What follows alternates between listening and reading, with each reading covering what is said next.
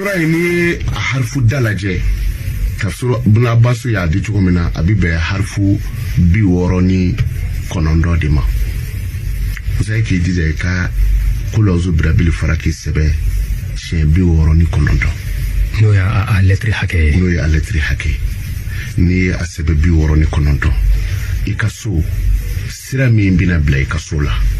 ni kari fara ibta do ikaso sira mi bita bla ola sira wore mi bo yoro wala kana bla ikaso la e ka bogo don doni che o sira wala kanu bogo ke o doni ke nashinna usai ki kunai ebi shike o dukelen kono chenike ko shiti bo e bogo inta sira mi fe chenike fe shiti boye fona asura ala ma mi dale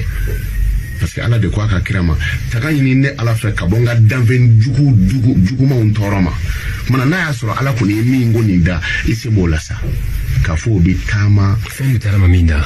abo okuma na okoro ala be kishidi aya ka kira okishi abe kishi usa sira mi bi bo ye kana bla ka dula ane sira mi bi bo ya kana bla ka dula e ka bo do ni ta dron kana kenna shila kana sebe shen bi woro ni kononto ka buguri ngala kasoro ki konai ibe kama yake ka bawo du kono ala ka danfe jugu o tibo bogota kare komina o doti bo yoro la fio kwa bina do kai ka sokono na be wuli kana hijabu mi be obi do inaje abisu ya ka yoro la donu do bi da kono mi ba nyina yero ko a ikhtisaru ya alma de bi seka minke juna ni bora ka fo ne bita tama yoro la ko be mita kele ka yoro la ni ma kasibi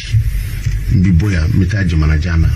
mako be heredo la alakadia mana ni ma bi sigi togodi walma insa ko bi soro togodi sa e ka jija ka sura yin sebetron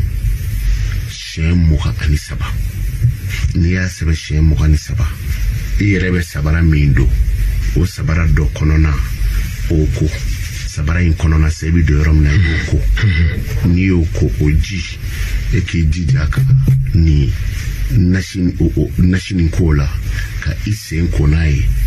ka soro ko samara bla so konai usa bita yoro mina kra geriyewu hanna ya soro ko saya muru de dabla le do ke bita do ada ala ya ka kira kishi ka bo danven jugu toro ma tugo mina mimbi ko ki faka ma jugudo wara mi labe me ka bla ko ni nana kwa bi du ala ka danven jugudo iya nyine ala fe decha ala do ni ka fe danven jugu deche usa ibi boka to tama na okira geriye okira jena fengo fe ibi boye kana ibi no sabara kile sura ka soyi fenti soro we sura yi dafa bele bele to